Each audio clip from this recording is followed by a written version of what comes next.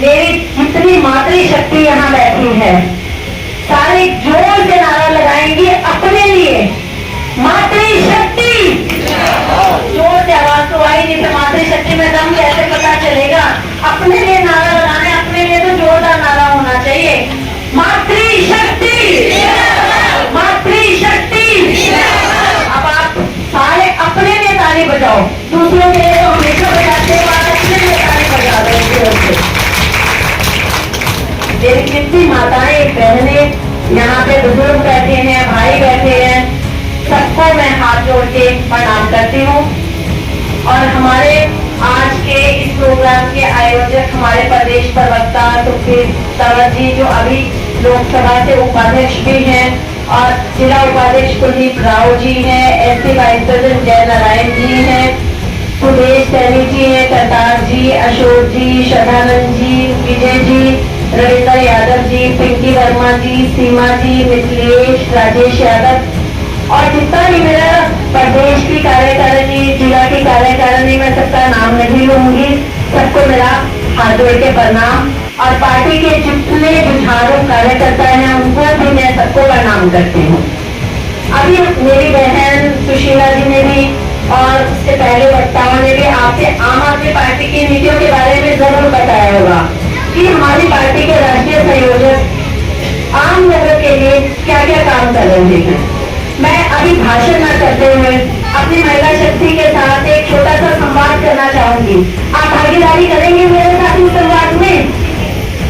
तो सबसे पहले तो मैं आप सबसे ये पूछना चाहूंगी, मेरी कौन कौन सी मातृशक्ति ऐसी है जो ये चाहती है कि हमारे बच्चों को अच्छी लेवल की उच्च शिक्षा मिले? कौन सी माताएं अपने बच्चों के लिए चाहती है कि उनके बच्चे पढ़ लिखे डॉक्टर, इंजीनियर, वकील, IAS अधिकारी बने, बड़े बड़े पदों पे जाए? सारी महिलाएं चाहती है ना। परंतु हमारे हरियाणा में क्या हाल है? अभी मेरे को तंवर साहब ने आपकी कटौती नहीं बताया कि स्कूल लगातार बंद हो जा रहे हैं पूरे हरियाणा में लगातार। ये जो बीजेपी की सरकार है, जो ये खट्टर सरकार है, मैं इसको बोलूंगी खटारा सरकार है, ये लगातार स्कूल बंद करती है। और जो स्कूल है भी उनमें आपको पता है शिक्षक ही नहीं है। जिन स्कूलों में अगर 5 शिक्षकों की जरूरत है उनमें सिर्फ 2 शिक्षक है। तो बिना शिक्षकों के, बिना अध्यापकों के आप शिक्षा की कल्पना कर सकते हो क्या? आपके बच्चे जाएंगे वहां पे सरकारी स्कूल में, बैठेंगे, वो बच्चों को बुलाने के लिए, बिठाने के लिए मिड डे मील दिया जाता है ना, आपके बच्चों को वो मिड डे मील दे दिया जाएगा। क्या आप अपने बच्चों को मिड डे मील जो खिचड़ी दाल चावल खाने के लिए भेजते हो, पढ़ने के लिए भेजते हो? पढ़ने के लिए भेजते हो ना, खिचड़ी दाल चावल तो आप भी खिला दोगे, क्योंकि अगर बच्चा पढ़ लिख जाएगा, डॉक्टर बन जाएगा, इंजीनियर बन जाएगा, तो आपका जीवन स्तर ऊपर हो जाएगा। एक गरीब आदमी भी गर्व से कह सकेगा मेरा बच्चा डॉक्टर है, मेरा बच्चा इंजीनियर है। तो ये काम कौन कर रहा है, ये काम मैं आपको बताऊंगी।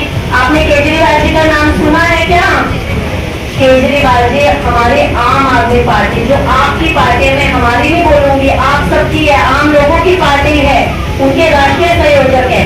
तो ये डॉक्टर इंजीनियर बनाने का काम केजरीवाल जी ही कर रहे हैं और वही कर सकते हैं।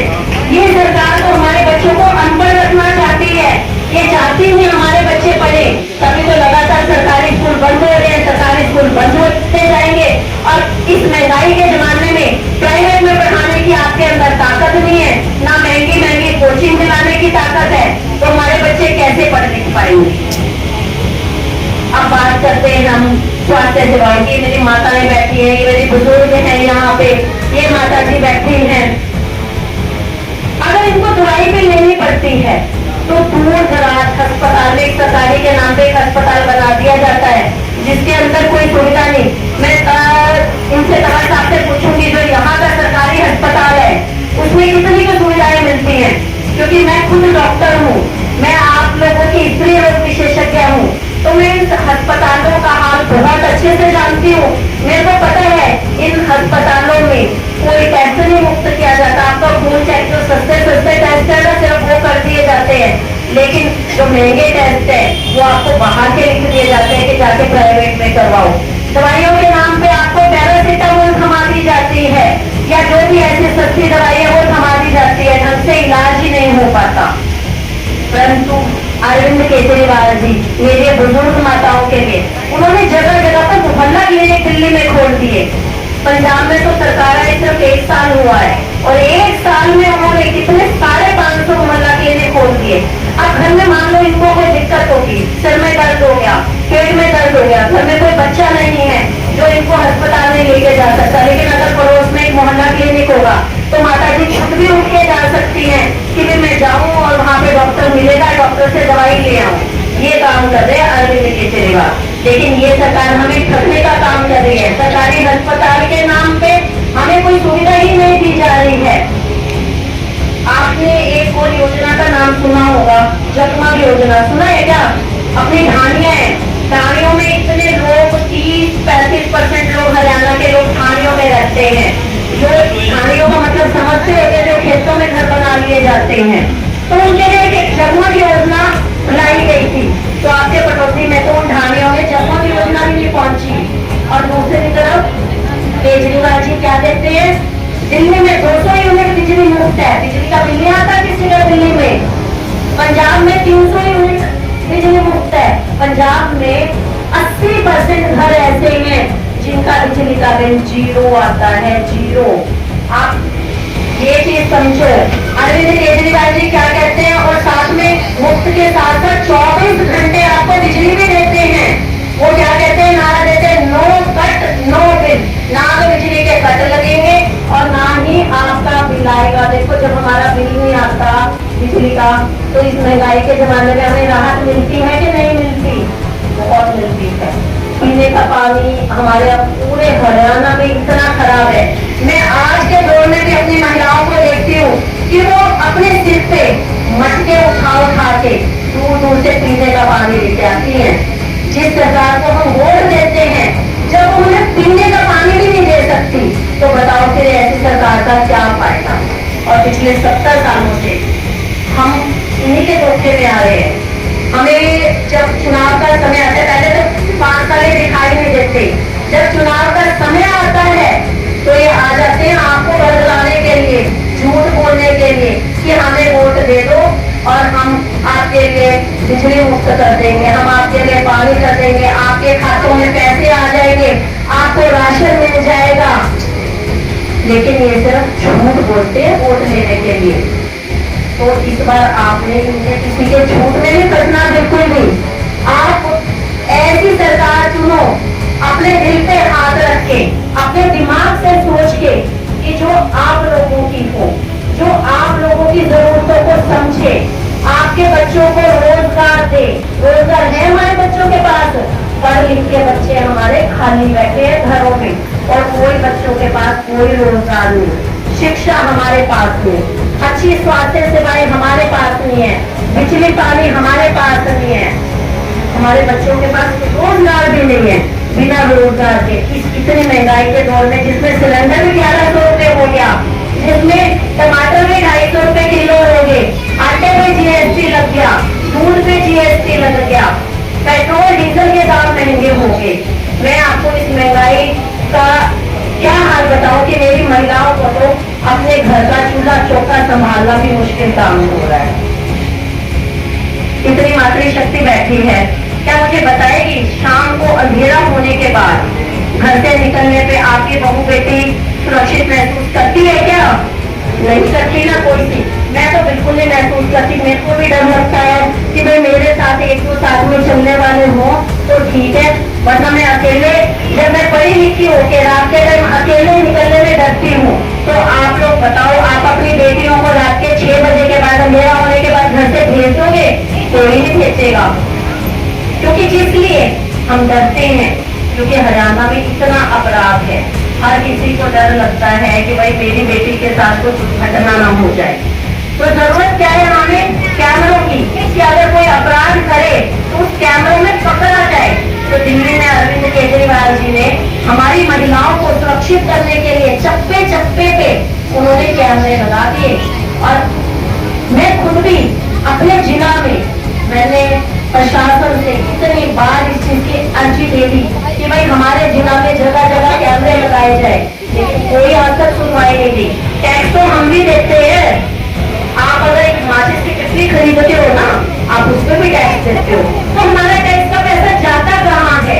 हमें जब किसी तरह की सुविधा ही नहीं मिल रही तो फिर बताओ, तो टैक्स का पैसा मैं बताऊँ कहाँ जाता है? ये सारा भ्रष्टाचार में जाता है।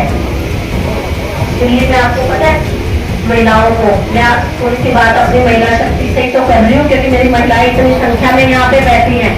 दिल्ली में आप अगर चले जाओ ना, आपका कोई किराया भाड़ा नहीं लगता। चाहे हरियाणा से जाओ, पंजाब से जाओ, यूपी से जाओ, कर्नाटक से जाओ, कोई भाड़ा नहीं लगता।